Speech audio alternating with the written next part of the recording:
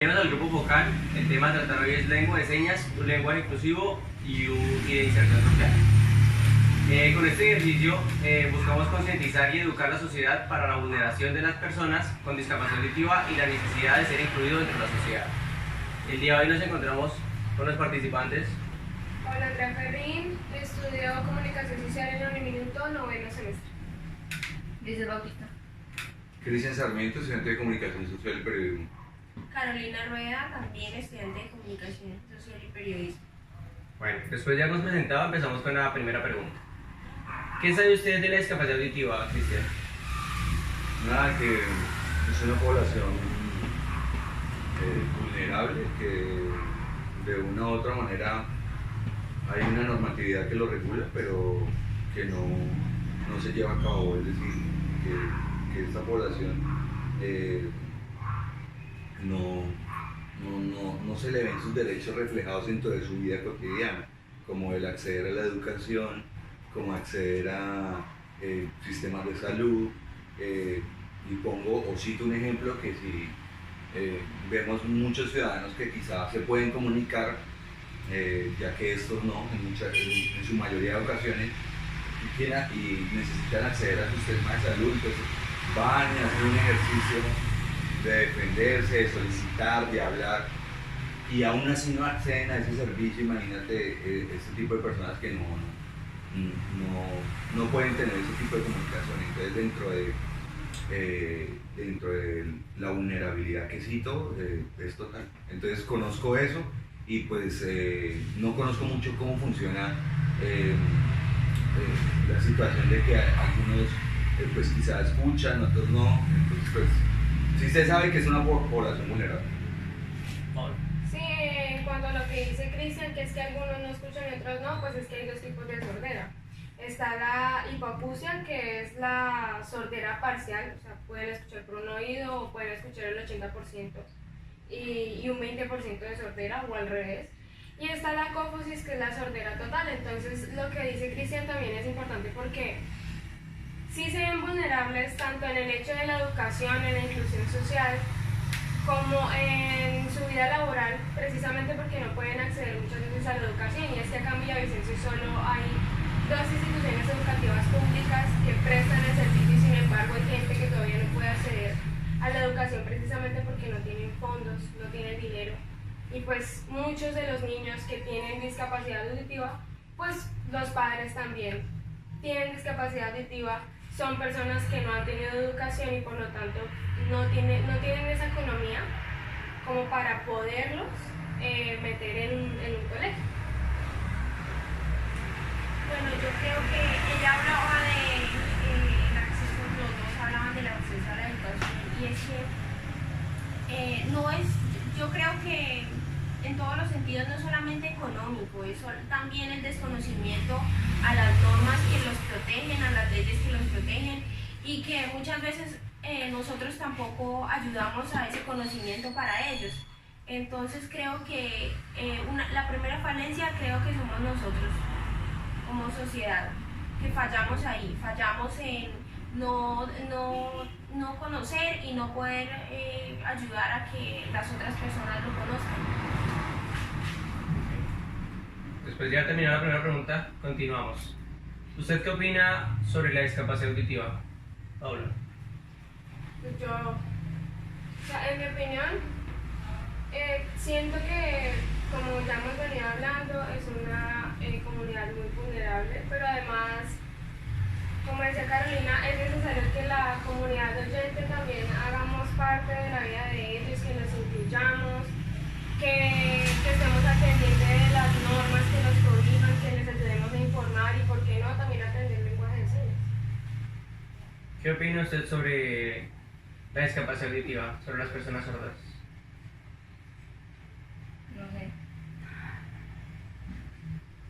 Pues mire, o sea, a veces pasa eso, ese ejercicio que estamos haciendo acá, como lo comenta ella, no sabe, ¿sí me entiende? Desconoce totalmente o realmente no le interesa, y pues sin el ánimo de decir de pronto no, ¿sí? Porque a veces cuando vemos que, cuando le decimos a una persona que no le interesa, entonces lo estamos viendo como una manera respetuosa de existir. Y por lo menos hay muchas cosas que no le interesa, ejemplo, la política, y hay que hablarlo. Entonces, pero por lo menos esa normatividad de esta población, ¿quién la rige? El sector público, ¿sí? Nuestros gobernantes. Entonces, definitivamente yo creo que se debe hacer un ejercicio social, ¿no? Pero no solamente de inclusión, sino de concientizarse, ¿sí? Porque como lo comentaba en otras, o lo comentábamos antes de iniciar a grabar,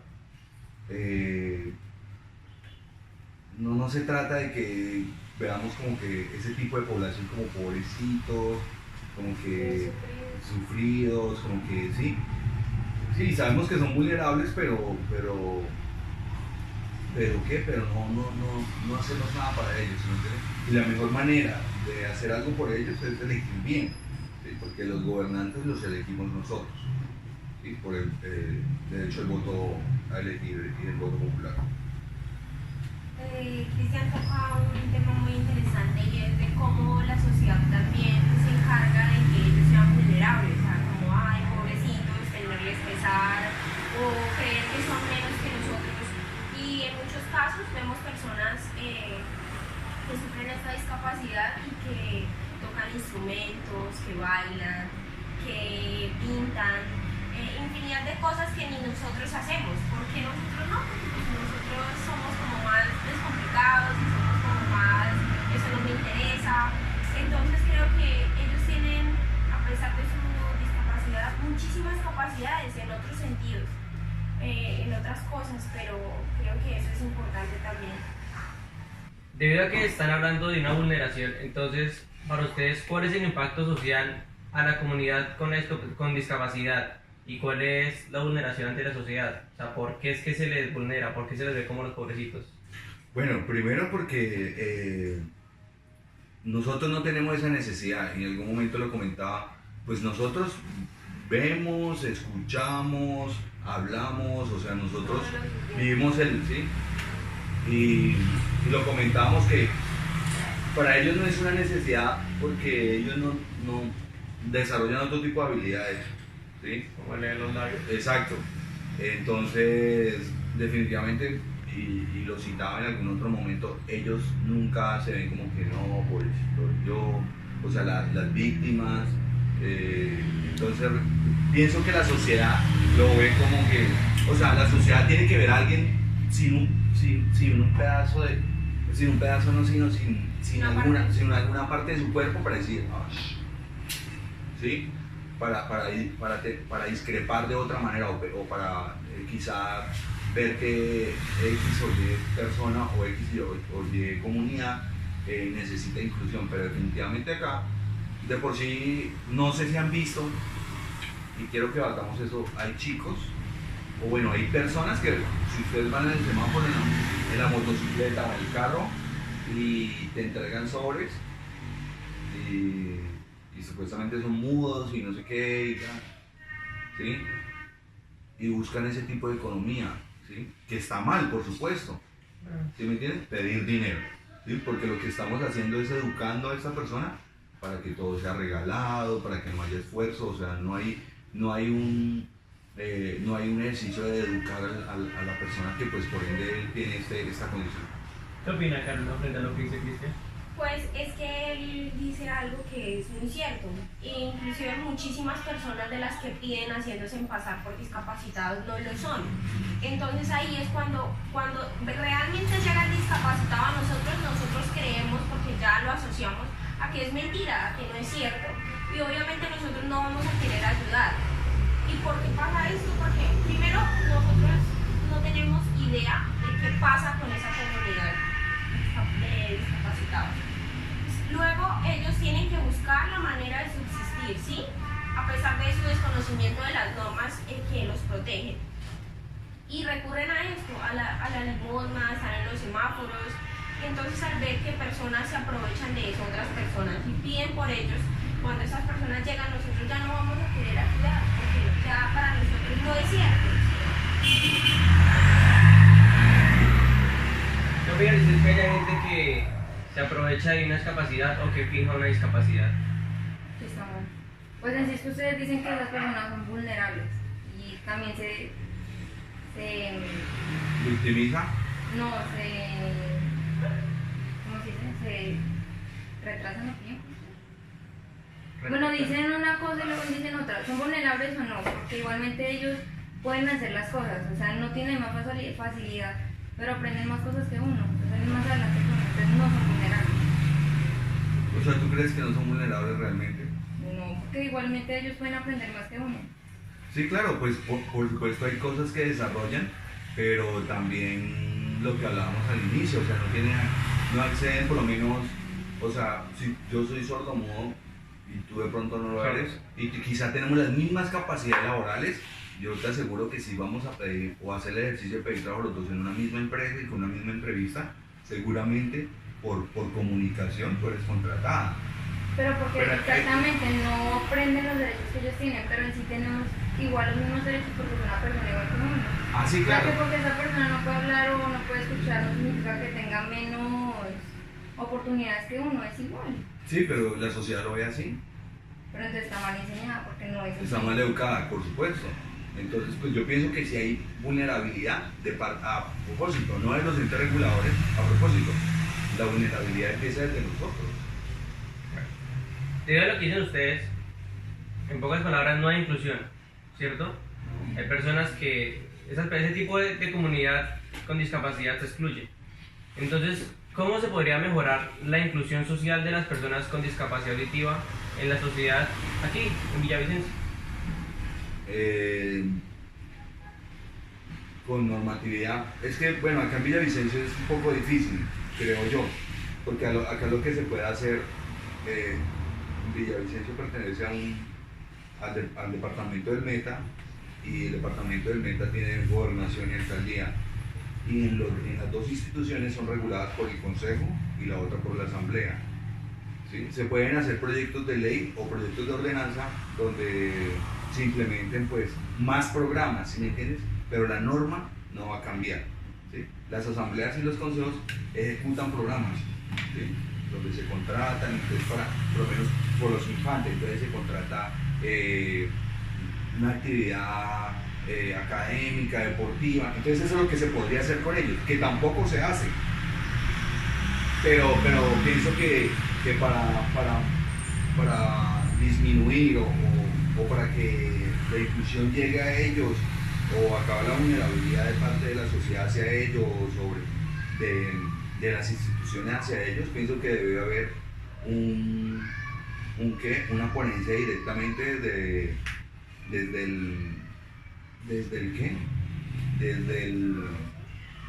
el Senado, desde el Congreso de la República, porque ellos son quienes verdaderamente pues dan la directriz de todos todos los derechos y pues los deberes que están estipulados dentro de la Constitución. Ok, Paula, ¿cómo mejoraría la inclusión aquí en Villavicencio? Yo creo que sin necesidad de irnos tan lejos, hasta el Senado podría crearse una política pública. Es como lo más directo que existe ante la alcaldía y la gobernación en cuanto a lo que es generar esos derechos, ¿sí? Entonces, la creación de una política pública, claro, hay una política pública de discapacidad, pero ahonda todo lo que tiene que ver la discapacidad, pero no como tal. Cada discapacidad, tanto la persona que es parapléjica, tanto la persona que es cuadrapléjica, que no puede hablar, o sea, que es sorda, que es muda, ¿sí? Entonces, sería bueno la creación de una política pública para la discapacidad netamente auditiva, cosa que también les ayudaría a ellos tanto a acceder a la educación como a incluirse laboralmente, socialmente y por qué no hasta cultural y políticamente, porque quien dice que ellos de verdad no pueden hacer tantas cosas como nosotros hacemos. Es más, mire, yo estuve haciendo anoche un ejercicio y leer un poco sobre las ponencias que hacían en otros países, y pues siempre se habla de Estados Unidos porque pues siempre defiende a sus ciudadanos, sus derechos. Y lo que decía Paula es interesante, o sea, acá solamente hay una normatividad que los regula a todos, ¿se me entiende? Allá hay una para cada uno, solo una, ¿sí? Entonces, sus derechos son distintos, si usted por ejemplo es sordomudo, son distintos a los de una persona que de pronto no puede caminar. O sea, es una vaina distinta porque el otro se escucha, o sea, ¿cómo vamos a regular sus derechos con los mismos suyos? O sea, no da. Sí, pero yo pienso que, como decía Paula, para no ir tan lejos, y ella habla otra vez de como las instituciones acá, la institución o una alcaldía, un ejemplo, para no ir tan lejos, yo pienso que somos nosotros. O sea, que a nosotros nadie nos enseñó que estas personas existen y que estas personas no es como dice ella que todos somos iguales. Sí, la idea es de que todos seamos iguales, pero no lo somos. O sea, porque a nosotros nos enseñaron otro tipo de cosas. Esa persona es vulnerable, esa persona no es igual que tú. Entonces, si cambiamos y si nosotros mismos empezamos a enseñarle a las personas que están a nuestro alrededor y a decirles, oye, hay esta persona o hay este grupo de personas, entérate, conoce, capacítate, pero igual también seguimos estando lejos porque nosotros no lo vamos a hacer, y si lo intentamos hacer, como todas las cosas aquí en Colombia, se caen por el apoyo de la misma ciudadanía. Efectivamente es eso, o sea, yo creo que desde la profesión que nosotros tenemos, que es comunicadores sociales, está el hecho de generar conciencia. Y pues, o sea, ese ejercicio se crea precisamente generando debates. Si sabemos redactar, ¿por qué no? Sin el hecho de que de pronto, como estamos estudiando, nos dejen una tarea, ¿por qué no redactamos sobre esos temas que son importantes para la sociedad? Como la inclusión, pues no solo de la comunidad con discapacidad auditiva, sino de otras comunidades que también están fuera del alcance de la misma sociedad. Okay. ¿Qué haría Lisette para generar una inclusión, que esas personas, los niños por ejemplo, ingresen a los colegios, a cualquier colegio que quieran, no solo a un colegio específico para personas sordas? ¿Qué haría para que esas personas se incluyan en la sociedad, que participen con nosotros? Recordando que solo hay dos, o sea, mira, solo hay dos instituciones educativas públicas que enseñan el lenguaje de señas. O sea, sí, el tema tiene que enseñar desde que los chiquitos.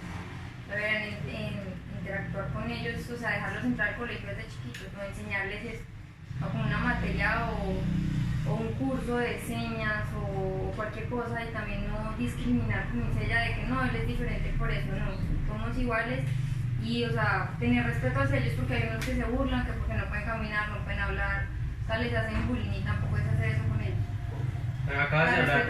Acaba de hablar sobre el lenguaje de señas. Esta pregunta para todos. ¿Conocen algún tipo de seña para poder comunicarse con una persona con discapacidad auditiva? No, yo la verdad no. Sí, hay unas muy básicas, pero ya se me olvidaron. Sí, pero no. Okay. No, tampoco. ¿Ningún tipo de Estuve hace como 2 semanas viendo, pero pues la verdad, como uno no las tiene tan presentes, se le olvida. Pues está el hola, buenos días. ¿Cuál es el hola? Pero... el gracias es así, el buenos días es así.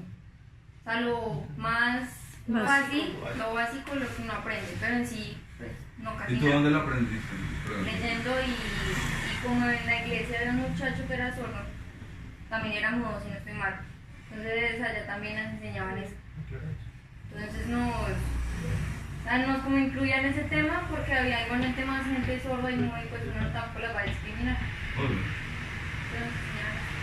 Pero igual, Les aclaro algo para todos. La persona no es muda, la persona es sorda. No hablan porque no escuchan, porque no saben cómo suena la A, porque no saben cómo suena la B. Fonéticamente. De hecho, ellos podrían hablar si supieran cuál es el sonido de las palabras, pero como no saben, por eso es que no hablan. O sea, hay gente que escucha bien y sí es muda. Sí, precisamente porque no desarrollan el sentido de la audición. Porque la persona o es sorda o es muda, pero no es sordo. O le fallan las cuerdas vocales, o le falla o sea, no hay ninguno que sean los dos. Es muy raro. Precisamente eso es y mírelo como lo nombramos, ¿no? Sordomudos, sí, en realidad no sería el tema. O sea, hasta técnicamente el nombre está mal. Exacto, pues es que no le pone mudo por lo mismo que usted, porque no aprenden a decir la palabra. Exactamente, por eso cuando usted se dirige a una persona que es sorda, y usted le dice, usted le pregunta, ¿no? Y esa persona sabe los labios y se pregunta, ¿usted es sordo muda? Ese tipo de personas se ofende, les da mal genio, porque es que yo no soy mudo. O sea, como yo le digo, ¿qué? ¿Usted es cojo? Sabiendo que usted tiene un problema en el pie, pero usted no es cojo, usted le ofende que digan que es cojo, pero usted no es cojo. Por eso la forma correcta para dirigirse a ellos es sorda, una persona sorda. Entonces, pero pregunto, entonces la persona que no escucha, pues igual no es muda, pero el que escucha y no puede hablar, es porque le fallan las cuerdas vocales. y Porque o sea, tiene es otro mudo, tipo, es mudo. Okay. pero no es sordo. Exactamente. ¿Qué ventajas o beneficios tiene la realización del registro preventivo de personas con discapacidad en el gobierno? Les comento, este tipo de personas con discapacidad tienen que registrarse ante la gobernación, ante la oficina de discapacidad. Si nace un niño sordo o alguna persona por X o Y motivo tuvo un accidente y se volvió sordo, tiene que ir a registrarse en la gobernación. Decir, yo soy una persona sorda.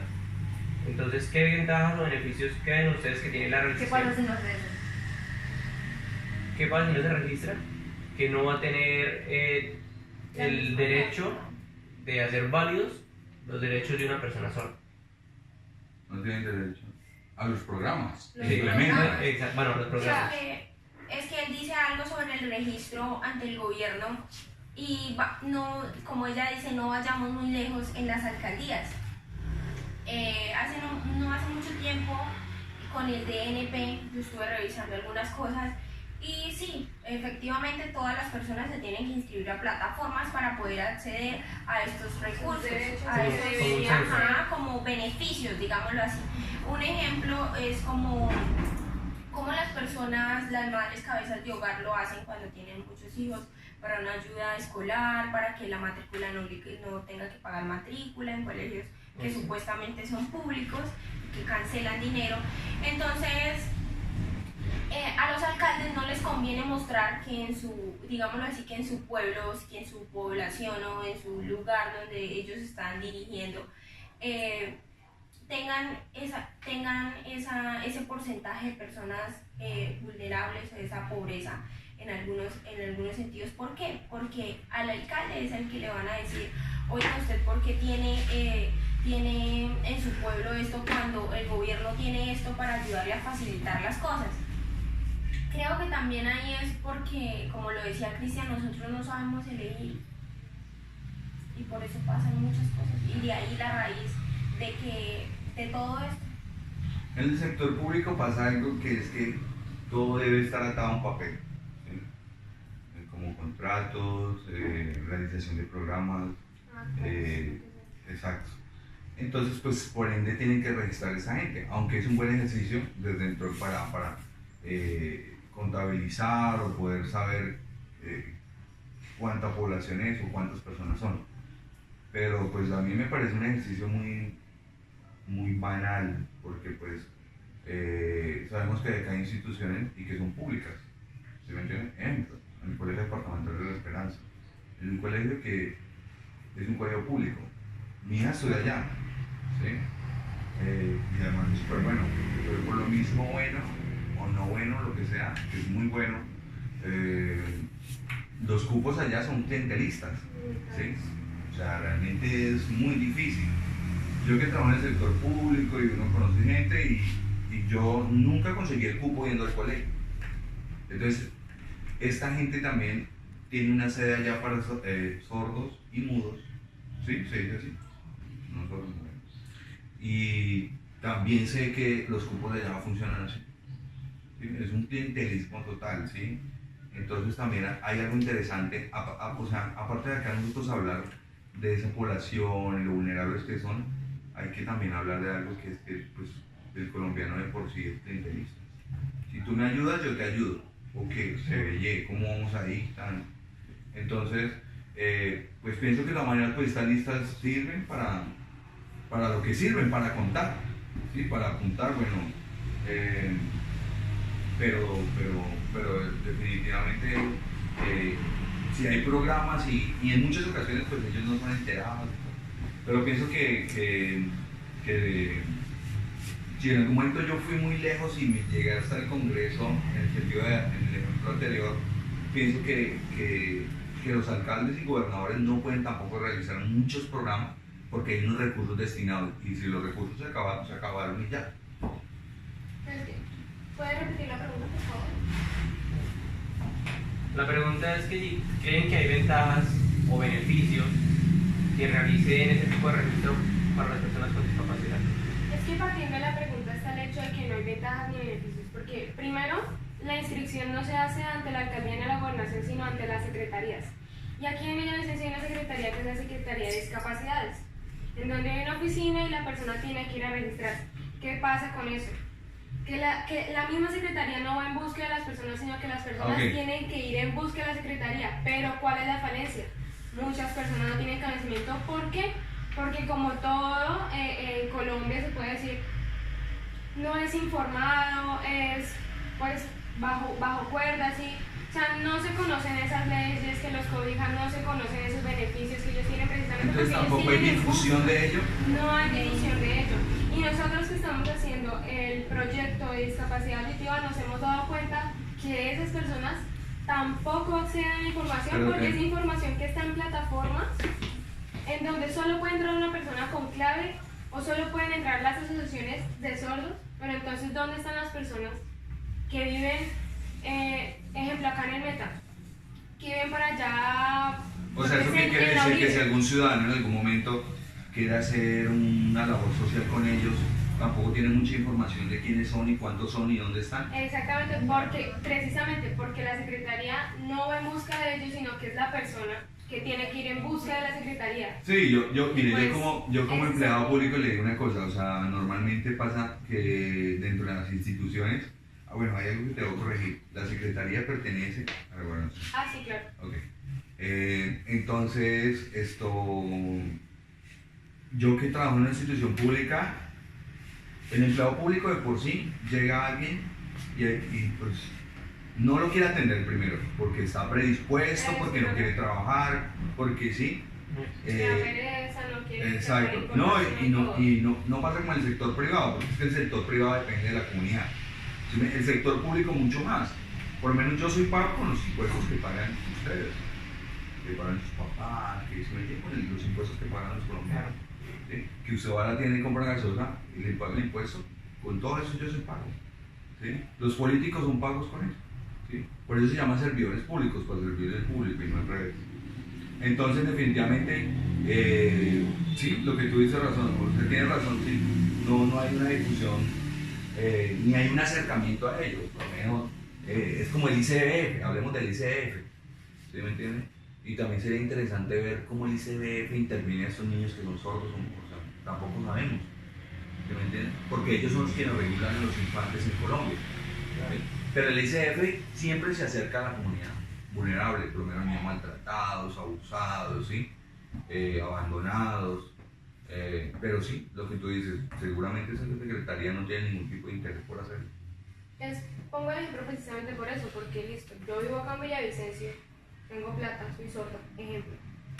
Puedo ir, pagarme una boceta y ir a inscribirme, pero hay gente que no tiene plata para hacerlo, hay gente que vive en pueblos, o sea, no está en la capital del Meta. Y entonces, ¿por qué no van y los buscan? Si es que las personas muchas veces no pueden acceder precisamente por eso, porque es que son ellas quienes tienen que ir en busca del Estado y no el Estado en busca de ellos, cuando en realidad ellos deben servirnos a nosotros y nosotros no a ellos. Exacto. Bueno. Debido a hay dos leyes que cobijan a este tipo de comunidad. La Ley 324 de 1996 y la Ley Estatutaria 1618 del 2003, que explican las normas y los derechos que se crearon a favor de esta población. Debido a esto, ¿ustedes creen que realmente esta comunidad se siente incluida en Villavicencio teniendo en cuenta estas leyes? Volvemos al mismo punto. Como hay desconocimiento, no son incluidos y no saben que hay unas leyes que nos cubren precisamente porque no hay difusión. No hay difusión, y ¿por qué no hay difusión? Porque a las personas con escucha que somos nosotros no nos interesa. Siempre van a conocimiento porque siempre los apartan de nosotros. Exactamente, pero es precisamente por eso, porque como digamos yo digo, no, a mí no me interesa, pues entonces yo Pues no es que tampoco no nos conozco a nadie. interese, es que no nos lo enseñan desde pequeños. Precisamente por eso. Y pues siempre nos apartan de la gente. lo han hecho. O sea, por ejemplo, nosotros somos ignorantes en ese tema como tal, toda la gente, porque no nos enseñan de eso y nos apartan de las personas así. Porque dicen que, bueno, ellos son especiales, entonces en un lugar especial para ellos. Ustedes son iguales, Sí, entonces sí, vayan ustedes allá. O sea, siempre nos separan, entonces siempre va a ser la ignorancia en ese tema. Precisamente o sea, ese es el punto. En decir que primero no son especiales. O sea, tienen una discapacidad, pero tienen el resto de los sentidos. Son normales. O sea, son normales. ¿Por qué? Porque he conocido gente que dice, ay, es que él sí puede aprender. No, sí señora, él sí puede aprender porque es que él no tiene ningún problema cognitivo, no tiene ningún problema mental ni psicológico. Él lo único que tiene es una discapacidad auditiva. No puede escuchar, pero el resto lo tiene perfecto, igual que usted y yo. Entonces ese está el punto. Y ahí yo creo que ese es el hecho de crear esa conciencia y de que si yo de pronto tengo el conocimiento de como dijo Wilmer, ay, es que son sordomudos. Ah, no señora, discúlpeme, venga, le corrijo algo, no, es que es un sordomudo, él es solo sordo porque él solo sabe decir. O sea, le hace falta el sentido de la audición, pero él puede hablar, sino que pues, como no conoce la fonética de las palabras, no lo puede hacer. Pero se empieza también desde uno, ¿no? Como aclarándole a las personas esas cosas pequeñas que pueden ir haciendo. Y yo creo que una persona si no conoce el tema, pues puede decir, ay, venga, yo pensé que eran sordomudos. Bueno, va a internet y busca, ah, no, mire que no son sordomudos, mire que son solo sordos, quiero aprender. Desde ahí, o sea, desde ahí parte el hecho de generar ese conocimiento, esa inclusión social. ¿Tú conoces señas de...? Un poco porque en la Casa de la Cultura dictan cursos. Son esporádicos, que precisamente hay. Son muchos puntos que hay que tocar frente al Estado y es el hecho de que también como son esporádicos, no son continuos los cursos. Pues la gente no va, no La vuelve. gente no va, la gente no vuelve. Sí, solo se dan en la Casa de la Cultura. Pero también existe lo de las juntas, es que en cada junta debe haber un polifuncional, debe haber un polideportivo en donde se puedan hacer esas actividades. O tiene que haber una casa comunal, en donde en muchos barrios tampoco hay esas casas comunales, esos polifuncionales, esos polideportivos, en donde se deberían aprovechar esos espacios para dar precisamente esos cursos de lenguaje de señas, de pintura, de lo que sea que genere desarrollo social. Debido a esto, ¿alguno ha tenido la oportunidad de estar frente a una persona con discapacidad auditiva? Y si la ha tenido, ¿cómo ha hecho para comunicarse con esa persona? Escribiendo. ¿Escribiendo? ¿Así he tenido la oportunidad de estar frente a una persona sorda? Solo una vez. Y me tocó escribiendo. Pues ni me escuchan ni tampoco me podía comunicar con ellos. A ver, ahí. Yo, una vez, también. Y es muy raro porque uno se siente como Incapaz de- Sí. porque no puede comunicarse con una persona y no quiere hacer sentir que esa persona, o sea, hacer sentir a esa persona ni mal ni como, o sea, diferente, ¿sí? Como hacerlo sentir de que yo no lo entiendo y es por su culpa, ¿sí? Uy, sí. Entonces uno, o sea, se siente como muy frustrado también. Y ahí nace como esa pregunta de por qué, o sea, por qué nosotros no sabemos nada de ellos y por qué nosotros somos distantes a ellos. Cristian, ¿ha tenido la oportunidad? Sí, a propósito hice el ejercicio con usted. Toda la primera vez, fue mi primera vez. Y no, pues no sabía qué hacer.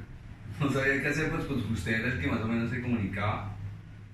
Y no entendía nada. O sea, como que... Y sí, o sea, es raro porque, o sea, es como usted hablar con un bebé.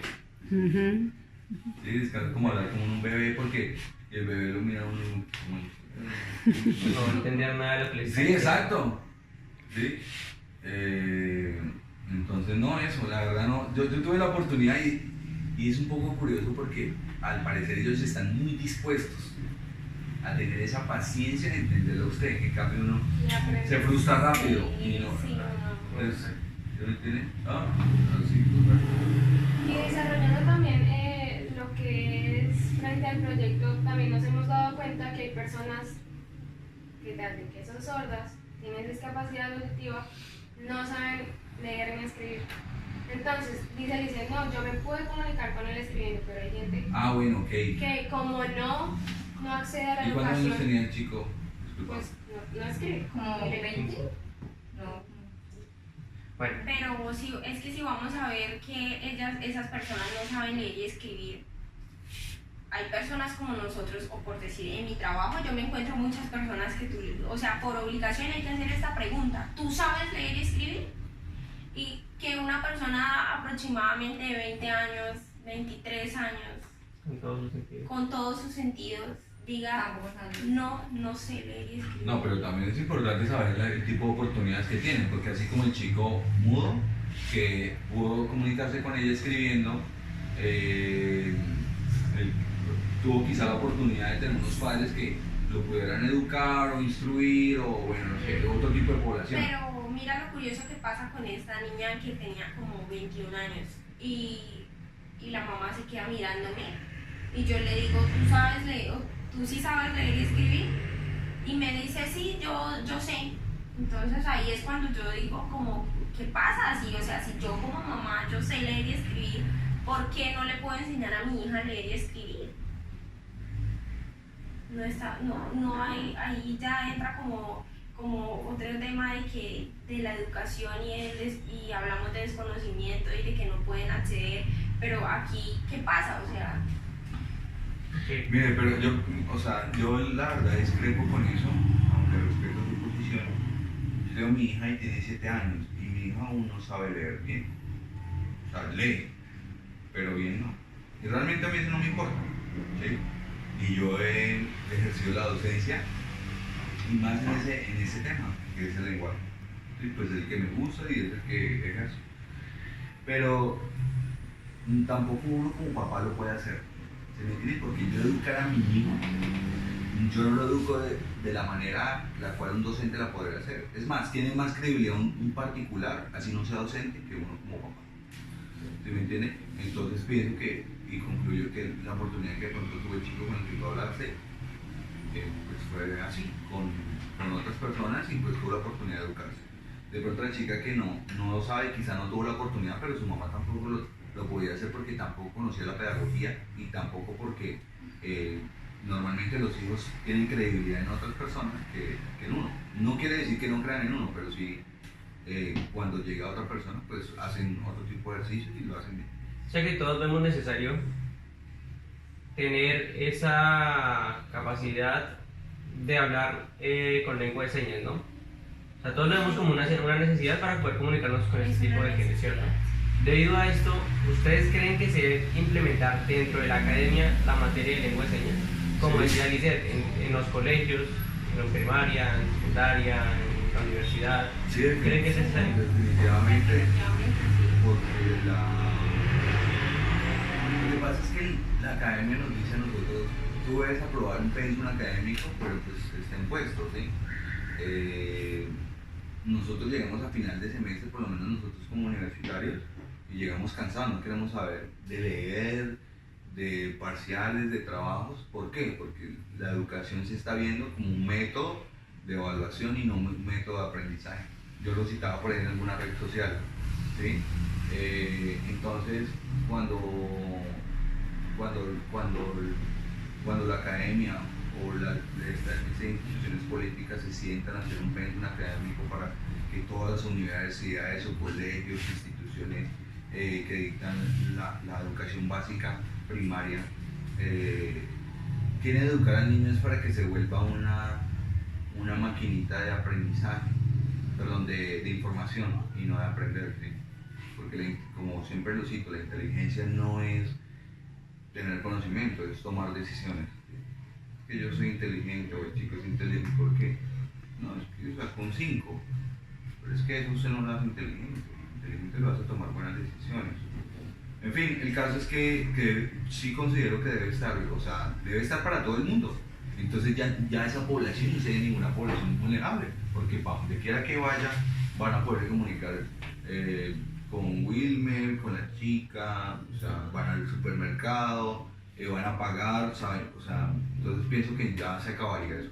Entonces sí, definitivamente, y sería un buen ejercicio, ¿sí? Porque igual si tú y yo hablamos bien y normal y en algún momento, no sé, en X o Y situación de peligro, pongámoslo así, y necesitamos comunicarnos sin hacer ruido, lo podemos hacer bajo señas. Y no pertenece a nosotros porque nosotros no somos ni sordos ni mudos, pero sirve. O sea, es un buen ejercicio. ¿Y usted cree que es necesario implementar esta materia en los colegios? Sí, obvio. Porque, como lo digo, siempre apartan a las personas que tienen una discapacidad, son vulnerables, como ustedes dicen. Entonces no los ponen junto a nosotros, entonces ¿para qué no aprenden eso? Pero si uno nunca se va a encontrar una persona, uno ¿para qué va a aprender eso? Entonces es mejor. Sí, me parece que debería ser importante. ¿Por qué cree que debe ser importante?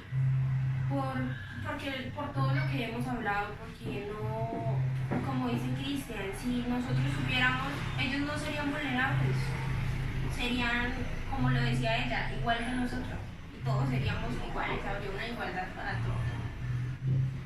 ¿Hola? Pues sí, o sea, es importante que desde la educación se genere una materia, una técnica, una electiva, como lo quieran llamar, en el cual se enseñe el lenguaje de señas. Además de que, pongo el ejemplo, si yo tuviera una empresa, si yo supiera el lenguaje de señas, yo tuviera una empresa, créanme que yo prefiero contratar a una persona que tenga discapacidad auditiva a una persona que tenga todos sus sentidos. Porque son personas que por lo mismo y tanto como les ha tocado luchar, saben valorar mucho más las cosas y el trabajo que tienen. Porque pues hoy en día, como no existen esas cosas, son personas que les pagan menos.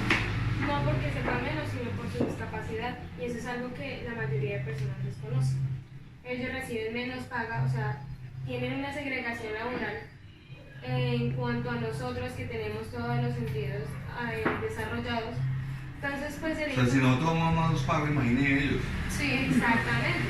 Entonces sería bueno que obviamente ya cuando la persona se educa, puede llegar a un colegio, puede llegar después a una universidad, hacer su pregrado, luego su maestría, doctorado, pues sería algo de igualdad. Igual yo lo podría contratar a usted si usted es una persona con discapacidad auditiva, usted trabaja, yo le saco el problema. Claro, porque creo que en el minuto, no sé si Wilmer fue el que me compartió eso, que había un chico. Una chica. Y tenía que pagar su propio profesor. O sea, ella No, tenía que llevar un venía la intérprete. mamá, ¿no era? Sí. ¿Qué fue que usted De hecho, dijo? pues acabas de nombrar algo importante, Carolina. Hay estudiantes en la universidad que por ignorancia, que tienen leyes, que tienen beneficios, pagan un traductor por hora. Normalmente un traductor está cobrando 25, 30, 35 mil pesos la hora.